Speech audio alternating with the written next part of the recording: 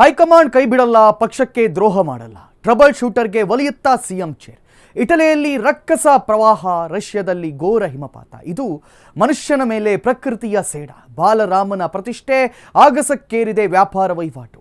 2 ವರ್ಷದಲ್ಲೇ ಭೂಪಟದಲ್ಲಿ ರಾರಾಜಿಸ್ತಾ ಇದೆ ಅಯೋಧ್ಯೆ. ಇವೆಲ್ಲವೂ ಈ ಹೊತ್ತಿನ ಸ್ಪೆಷಲ್ ರಿಪೋರ್ಟ್ನಲ್ಲಿ. ನಾನು ಕಾರ್ತಿಕ್ ಕುಂದರ್. ರಾಜ್ಯದಲ್ಲಿ ಅಧಿಕಾರ ಬದಲಾವಣೆ ವಿಷಯ ಇನ್ನೂ ಚರ್ಚೆಯಲ್ಲಿರುವಾಗಲೇ ಡಿಕೆ ಶಿವಕುಮಾರ್ ಈ ಬಗ್ಗೆ ಮಾತಾಡಿದ್ದಾರೆ.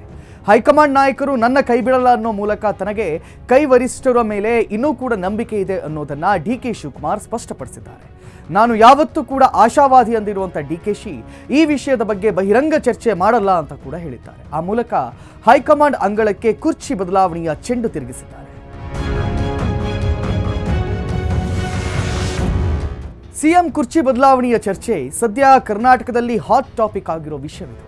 ಅಧಿಕಾರ ಬದಲಾವಣೆ ಅನ್ನುವಂಥ ವಿಷಯ ಸಿಎಂ ಸಿದ್ದರಾಮಯ್ಯ ಬಣ ಹಾಗೂ ಡಿಸಿಎಂ ಡಿಕೆ ಶಿವಕುಮಾರ್ ನಡುವೆ ಹಗ್ಗ ಜಿಗ್ಗಾಟಕ್ಕೆ ಕಾರಣವಾಗಿದೆ.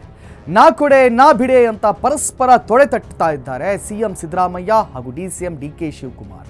ಸಿಎಂ ಕುರ್ಚಿ ಉಳಿಸಿಕೊಳ್ಳೋದಕ್ಕೋಸ್ಕರ ಸಿದ್ದರಾಮಯ್ಯ ನಾನಾ ರಾಜಕೀಯ ಪಟ್ಟುಗಳನ್ನು ಹಾಕ್ತಿದ್ರೆ, ಅತ್ತ ಡಿಕೆ ಶಿವಕುಮಾರ್ ಕೂಡ ಅಧಿಕಾರ ಹಸ್ತಾಂತರಕ್ಕಾಗಿ ಹೈಕಮಾಂಡ್ ಮೇಲೆ ಒತ್ತಡ ಹೇರ್ತಿದ್ದಾರೆ. ಈಗ ಅಧಿಕಾರ ಹಸ್ತಾಂತರ ಅನ್ನೋ ಬೆಂಕಿಗೆ ಬಗ್ಗೆ ಡಿಕೆ ಶಿವಕುಮಾರ್ ತಮ್ಮ ಅಭಿಪ್ರಾಯವನ್ನು ಹಂಚಿಕೊಂಡಿದ್ದಾರೆ. ದಾವೋಸ್ನ ವಿಶ್ವ ಆರ್ಥಿಕ ಸಮ್ಮೇಳನದಲ್ಲಿ ಕರ್ನಾಟಕ ಸರ್ಕಾರದ ಪ್ರತಿನಿಧಿಯಾಗಿ ಡಿಕೆ ಶಿವಕುಮಾರ್ ಪಾಲ್ಗೊಂಡಿದ್ದಾರೆ. ಈ ವೇಳೆ ಅಧಿಕಾರ ಹಸ್ತಾಂತರ ಅನ್ನೋ ದೊಡ್ಡ ಚರ್ಚೆಯ ಬಗ್ಗೆ ಡಿಸಿಎಂ ಮುಕ್ತವಾಗಿ ತನ್ನ ಅಭಿಪ್ರಾಯವನ್ನು ಹಂಚಿಕೊಂಡಿದ್ದಾರೆ. ನಾನು ಯಾವತ್ತೂ ಆಶಾವಾದಿ, ಭರವಸೆಯ ಮೇಲೆ ಬದುಕುತ್ತೇನೆ, ಶ್ರಮಕ್ಕೆ ತಕ್ಕ ಪ್ರತಿಫಲ ಸಿಕ್ಕೇ ಸಿಗುತ್ತೆ, ನನ್ನ ನಾಯಕರು ನನ್ನ ಕೈ ಬಿಡಲ್ಲ ಅನ್ನುವಂಥ ವಿಶ್ವಾಸವಿದೆ ಅನ್ನೋ ಮೂಲಕ ತನಗೆ ಈಗಲೂ ಕೂಡ ವರಿಷ್ಠರ ಮೇಲೆ ನಂಬಿಕೆ ಇದೆ ಅನ್ನೋದನ್ನ ಡಿಕೆ ಶಿವಕುಮಾರ್ ನೇರವಾಗಿ ಹೇಳಿದ್ದಾರೆ. ಆ ಮೂಲಕ ಎಷ್ಟೇ ವಿಳಂಬವಾದರೂ ಕೂಡ ಅಧಿಕಾರ ಹಸ್ತಾಂತರಕ್ಕಾಗಿ ತಾನು ಕಾಯ್ತೀನಿ ಅನ್ನುವಂಥ ಸಂದೇಶವನ್ನ ಡಿಕೆಶಿ ನೀಡಿದ್ದಾರೆ. ಇನ್ನು ಡಿಕೆ ಶಿವಕುಮಾರ್ ಅಂದ್ರೆ ಪಕ್ಕಾ ಕಾಂಗ್ರೆಸ್ಸಿಗ ಅನ್ನೋ ಮಾತು ಹಿಂದಿನಿಂದಲೂ ಕೂಡ ಚಾಲ್ತಿಯಲ್ಲಿತ್ತು. ನಾನು ಪಕ್ಕಾ ಕಾಂಗ್ರೆಸ್ಸಿಗ, ನನ್ನ ಮೈಂಡ್ನಲ್ಲಿ ಕಾಂಗ್ರೆಸ್ ರಕ್ತವೇ ಹರಿತಿದೆ, ಹಾಗಾಗಿ ಯಾವ ಕಾರಣಕ್ಕೂ ಕಾಂಗ್ರೆಸ್ ಪಕ್ಷಕ್ಕೆ ನಾನು ದ್ರೋಹ ಮಾಡಲ್ಲ ಅನ್ನೋ ಮಾತನ್ನ ಸ್ವತಃ ಡಿಕೆ ಶಿವಕುಮಾರ್ ಹಲವು ಬಾರಿ ಹೇಳಿದ್ದಾರೆ. ಹೀಗಾಗಿ ಡಿಕೆ ಶಿವಕುಮಾರ್ ಪಕ್ಷ ನಿಷ್ಠೆಯ ಬಗ್ಗೆ ಪ್ರಶ್ನೆ ಮಾಡೋರು ಕಡಿಮೆ. ಈಗ ಸಿಎಂ ಕುರ್ಚಿಯ ವಿಚಾರ ಬಂದಾಗಲೂ ಕೂಡ ಅದು ಬಹಿರಂಗವಾಗಿ ಚರ್ಚಿಸುವ ವಿಚಾರವಲ್ಲ ಅನ್ನೋ ಮೂಲಕ ಡಿಕೆ ಶಿವಕುಮಾರ್ ರಕ್ಷಣಾತ್ಮಕವಾಗಿ ಮಾತಾಡಿದ್ದಾರೆ. ದಾವೋಸ್ನಲ್ಲಿ ಸಿಎಂ ಕುರ್ಚಿ ವಿಚಾರದ ಬಗೆಗಿನ ಪ್ರಶ್ನೆಗೆ ಉತ್ತರಿಸಿದಂಥ ಡಿಕೆಶಿ, ನಾಯಕತ್ವ ವಿಚಾರದಲ್ಲಿ ಪಕ್ಷದ ನಾಯಕರು ಸೂಕ್ತ ತೀರ್ಮಾನವನ್ನು ಕೈಗೊಳ್ತಾರೆ. ಇದು ಮಾಧ್ಯಮದ ಮುಂದೆ ಚರ್ಚಿಸುವಂಥ ವಿಚಾರವಲ್ಲ, ಬದಲಾಗಿ ತೆರೆಮರೆಯಲ್ಲಿ ನಡಿಬೇಕಾಗಿರುವಂಥ ಚರ್ಚೆ ಅನ್ನೋ ಮೂಲಕ ಅಧಿಕಾರ ಹಸ್ತಾಂತರದ ಬಗ್ಗೆ ತಾನು ಬಹಿರಂಗ ಚರ್ಚೆಗೆ ಸಿದ್ಧ ಇಲ್ಲ ಅನ್ನೋ ಸಂದೇಶವನ್ನು ಡಿಕೆ ಶಿವಕುಮಾರ್ ರವಾನಿಸಿದರು. ಜೊತೆಗೆ ತಾನು ಯಾವತ್ತೂ ಕೂಡ ಆಶಾವಾದಿ, ಧನಾತ್ಮಕವಾಗಿ ಯೋಚನೆಯನ್ನು ಮಾಡ್ತೀನಿ, ಕಠಿಣ ಪರಿಶ್ರಮಕ್ಕೆ ಯಾವತ್ತೂ ಕೂಡ ಮೋಸ ಆಗೋದಿಲ್ಲ, ಅದಕ್ಕೆ ತಕ್ಕ ಪ್ರತಿಫಲ ಸಿಕ್ಕೇ ಸಿಗುತ್ತೆ ಅಂತ ನಂಬಿರುವಂಥ ನಾನು ನನ್ನ ಪ್ರಕಾರ ಹೈಕಮಾಂಡ್ ನಾಯಕರನ್ನ ಕೈ ಬಿಡಲ್ಲ ಅಂದರು ಡಿಕೆಶಿ. ಆ ಮೂಲಕ ಸಿಎಂ ಚೇರ್ ವಿಷಯದಲ್ಲಿ ವರಿಷ್ಠರ ಮೇಲೆ ತಮಗೆ ಇನ್ನೂ ಕೂಡ ನಂಬಿಕೆ ಇದೆ ಅನ್ನೋದನ್ನು ಡಿಕೆಶಿ ಪುನರುಚ್ಚರಿಸಿದರು. ಮೊದಲೇ ಹೇಳಿದಂತೆ ಡಿಕೆ ಶಿವಕುಮಾರ್ ಒಬ್ಬರು ಪಕ್ಕಾ ಕಾಂಗ್ರೆಸ್ಸಿಗ. ಎಂತಹುದೇ ಸ್ಥಿತಿಯಲ್ಲಿ ಅವರು ಕಾಂಗ್ರೆಸ್ ಪಕ್ಷದ ಪರ ಗಟ್ಟಿಯಾಗಿ ನಿಂತಿದ್ದಾರೆ. ಯಾವುದೇ ಸಂದರ್ಭದಲ್ಲೂ ಅವರು ಪಕ್ಷದ ಹೈಕಮಾಂಡ್ ವಿರುದ್ಧವಾಗಿ ಒಂದೇ ಒಂದು ಮಾತನ್ನು ಕೂಡ ಆಡಿದ ಉದಾಹರಣೆ ಇಲ್ಲ. ತಮ್ಮ ರಾಜಕೀಯ ಬದುಕಿನುದ್ದಕ್ಕೂ ಪಕ್ಷದ ವರಿಷ್ಠರು ಏನು ಹೇಳ್ತಾರೋ ಅದನ್ನೇ ಶಿರಸಾವಹಿಸಿ ಪಾಲಿಸ್ತಿದ್ದಾರೆ ಈ ಡಿಕೆಶಿ. ಇದೇ ಕಾರಣಕ್ಕೆ ಡಿಕೆ ಶಿವಕುಮಾರರ ಕೈ ಹೈಕಮಾಂಡ್ಗೆ ಅಚ್ಚುಮೆಚ್ಚಿನ ವ್ಯಕ್ತಿಯಾಗಿದ್ದಾರೆ. ಸಂಕಷ್ಟದ ಸಂದರ್ಭದಲ್ಲೂ ಕೂಡ ಪಕ್ಷದ ಜೊತೆ ಗಟ್ಟಿಯಾಗಿ ನಿಂತಿರುವಂಥ ಕಾರಣಕ್ಕೆ ಡಿಕೆ ಶಿವಕುಮಾರರನ್ನ ಟ್ರಬಲ್ ಶೂಟರ್ ಅಂತಲೂ ಕೂಡ ಕರೀತಾರೆ. ಇಂತಹ ಟ್ರಬಲ್ ಶೂಟರ್ ತಾನು ಯಾವತ್ತೂ ಕೂಡ ಹೈಕಮಾಂಡ್ಗೆ ನಿಷ್ಠೆ ಅನ್ನೋದನ್ನ ಮತ್ತೊಮ್ಮೆ ಸಾರಿ ಹೇಳಿದ್ದಾರೆ. ದಾವೋಸ್ನಲ್ಲಿ ರಾಷ್ಟ್ರೀಯ ಮಾಧ್ಯಮವೊಂದಕ್ಕೆ ಸಂದರ್ಶನ ನೀಡಿದಂಥ ಡಿಕೆ ಶಿವಕುಮಾರ್ ಕುರ್ಚಿ ಕದನದ ಬಗ್ಗೆ ಮನಬಿಚ್ಚಿ ಮಾತಾಡಿದ್ದಾರೆ. ದಾವೋಸ್ನಲ್ಲಿ ಡಿಕೆಶಿಗೆ ಮುಂದಿನ ಬಾರಿ ನೀವು ಇಲ್ಲಿಗೆ ಡಿಸಿಎಂ ಆಗಿ ಬರ್ತೀರೋ ಅಥವಾ ಸಿಎಂ ಆಗಿ ಬರ್ತೀರೋ ಅನ್ನೋ ಪ್ರಶ್ನೆಯನ್ನು ಕೇಳಲಾಯಿತು. ಆ ಮೂಲಕ ಡಿಕೆಶಿಯ ಮನದಲ್ಲಿ ಸಿಎಂ ಸ್ಥಾನದ ಬಗ್ಗೆ ಇರುವಂಥ ಭಾವನೆಯನ್ನು ಅವರ ಬಾಯಲ್ಲೇ ಹೇಳಿಸುವ ಪ್ರಯತ್ನ ಕೂಡ ಮಾಡಲಾಯಿತು.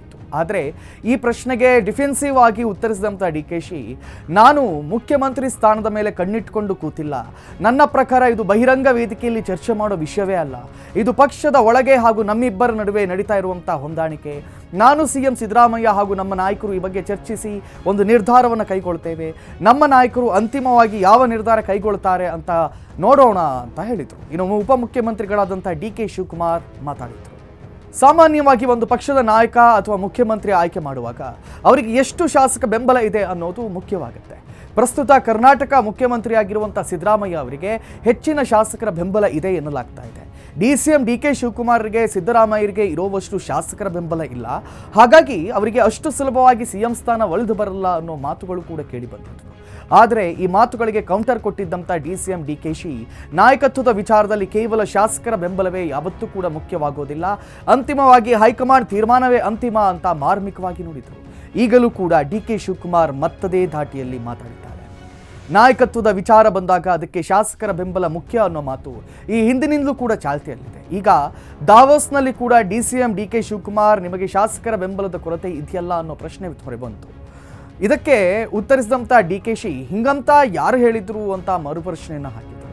ನಾನು ಕರ್ನಾಟಕ ಪ್ರದೇಶ ಕಾಂಗ್ರೆಸ್ ಪಕ್ಷದ ಅಧ್ಯಕ್ಷ, ಹಾಗಾಗಿ ನನಗೂ ಸಹ 140 ಶಾಸಕರ ಬೆಂಬಲವಿದೆ. ನಾಯಕತ್ವದ ವಿಚಾರ ಬಂದಾಗ ಸಂಖ್ಯೆಯ ಮೇಲೆ ನಿರ್ಧರಿಸುವಂಥದ್ದು ಏನೂ ಇಲ್ಲ. CM ಸಿದ್ದರಾಮಯ್ಯರಿಗೆ 140 ಶಾಸಕರ ಬೆಂಬಲವಿದೆ, ನನಗೂ ಕೂಡ ಅಷ್ಟೇ ಸಂಖ್ಯೆಯ ಶಾಸಕರ ಬೆಂಬಲವಿದೆ. ನಾವಿಬ್ಬರೂ ನಾಯಕತ್ವ ವಿಚಾರವಾಗಿ ಚರ್ಚೆ ಮಾಡಿದ್ದೇವೆ, ಮುಂದಿನ ತೀರ್ಮಾನವನ್ನು ಹೈಕಮಾಂಡ್ಗೆ ಬಿಟ್ಟಿದ್ದೇನೆ ಅಂದರೆ DK ಶಿವಕುಮಾರ್ ಆ ಮೂಲಕ ನಾಯಕತ್ವ ಬದಲಾವಣೆ ವಿಚಾರದಲ್ಲಿ ಕೇವಲ ಶಾಸಕರ ಬೆಂಬಲ ಅನ್ನೋದು ಮಾತ್ರ ಮುಖ್ಯ ಆಗೋದಿಲ್ಲ ಅನ್ನೋ ಅಂಶವನ್ನು ಮತ್ತೊಮ್ಮೆ ಒತ್ತಿ ಹೇಳಿದರು. ಇನ್ನು 2020ರಲ್ಲಿ ರಾಜಸ್ಥಾನ ಕಾಂಗ್ರೆಸ್ನಲ್ಲಿ ಸಂಭವಿಸಿದಂತಹ ಬಿಕ್ಕಟ್ಟಿಗೂ ಕರ್ನಾಟಕ ಕಾಂಗ್ರೆಸ್ ಬಿಕ್ಕಟ್ಟಿಗೂ ಹೋಲಿಕೆ ಮಾಡಿ DK ಶಿವಕುಮಾರ್ಗೆ ಪ್ರಶ್ನೆ ಕೇಳಲಾಯಿತು. ಆದರೆ ಇದಕ್ಕೆ ಪ್ರತಿಕ್ರಿಯೆ ನೀಡಿದಂಥ DCM, ನಾನು ಬೇರೆ ರಾಜ್ಯಗಳು ಹಾಗೂ ಅಲ್ಲಿನ ವಿಷಯಗಳ ಬಗ್ಗೆ ಹೋಲಿಕೆ ಮಾಡೋದು ಬಯಸಲ್ಲ. ನಾಯಕತ್ವ ವಿಚಾರದಲ್ಲಿ ಪಕ್ಷದ ವರಿಷ್ಠರು ಏನು ನಿರ್ಧಾರವನ್ನು ಕೈಗೊಳ್ತಾರೋ ಅದಕ್ಕೆ ನಾನು ಹಾಗೂ CM ಇಬ್ಬರು ಕೂಡ ಬದ್ಧ ಅಂತ ಈಗಾಗಲೇ ಸ್ಪಷ್ಟಪಡಿಸಿದ್ದೇವೆ ಅಂತ ಹೇಳಿದರು. ಆ ಮೂಲಕ ಹೈಕಮಾಂಡ್ ಏನೇ ನಿರ್ಧಾರವನ್ನು ಕೈಗೊಂಡ್ರೂ ಕೂಡ ಅದಕ್ಕೆ ನಾನು ಬದ್ಧನಾಗಿರ್ತೀನಿ, ಅದೇ ರೀತಿ CM ಸಿದ್ದರಾಮಯ್ಯ ಕೂಡ ಬದ್ಧರಾಗಿರಬೇಕು ಅನ್ನೋ ಸಂದೇಶವನ್ನು ಕೊಟ್ಟರು DCM DK ಶಿವಕುಮಾರ್. ಇನ್ನು ಕೆಲವೇ ತಿಂಗಳಲ್ಲಿ ರಾಜ್ಯ ಕಾಂಗ್ರೆಸ್ ಸರ್ಕಾರಕ್ಕೆ 2.5 ವರ್ಷ ಕಳೆದು 3 ವರ್ಷ ತುಂಬುತ್ತೆ. ಇಷ್ಟಾದರೂ ಕೂಡ DCM DK ಶಿವಕುಮಾರ್ಗೆ CM ಸ್ಥಾನ ಒಲಿಯೋ ಸೂಚನೆ ಕಾಣ್ತಾ ಇಲ್ಲ. ಆದರೆ DCM DKಶಿ ಮಾತ್ರ ತಾನು ಈ ಬಗ್ಗೆ ತಾಳ್ಮೆಯಿಂದ ಕಾಯ್ತೀನಿ ಅಂತಿದ್ದಾರೆ. ಅತ್ತ DKಶಿ ಬೆಂಬಲಿಗರು ಶಿವಕುಮಾರರ ಪಟ್ಟಾಭಿಷೇಕಕ್ಕೆ ಹೊಸ ಮುಹೂರ್ತವನ್ನು ನೀಡ್ತಿದ್ದಾರೆ. DKಶಿ ಇಷ್ಟು ಕಾನ್ಫಿಡೆನ್ಸ್ನಲ್ಲಿ ಮಾತಾಡೋದನ್ನು ನೋಡಿದರೆ CM ಸ್ಥಾನದ ಬಗ್ಗೆ ಹೈಕಮಾಂಡ್ನಿಂದ DK ಶಿವಕುಮಾರ್ಗೆ ಒಂದು ಸ್ಪಷ್ಟ ಸಂದೇಶ ಸಿಕ್ಕಿದ್ಯಾ ಅನ್ನೋ ಅನುಮಾನ ಮೂಡೋದು ಸುಳ್ಳಲ್ಲ. DCM DK ಶಿವಕುಮಾರ್ ಮತ್ತೆ CM ಸ್ಥಾನದ ಬಗ್ಗೆ ಮಾತಾಡಿದ್ದಾರೆ. ಹೈಕಮಾಂಡ್ ಮೇಲೆ ತನಗೆ ಪೂರ್ಣ ನಂಬಿಕೆ ಇದೆ ಅಂದಿದ್ದಾರೆ. ಒಟ್ಟಿನಲ್ಲಿ DK ಶಿವಕುಮಾರ್ಗೆ ಯಾವಾಗ CM ಸ್ಥಾನ ಒಲಿಯುತ್ತೆ ಅನ್ನೋದನ್ನ ಕಾದು ನೋಡಬೇಕಾಗಿದೆ.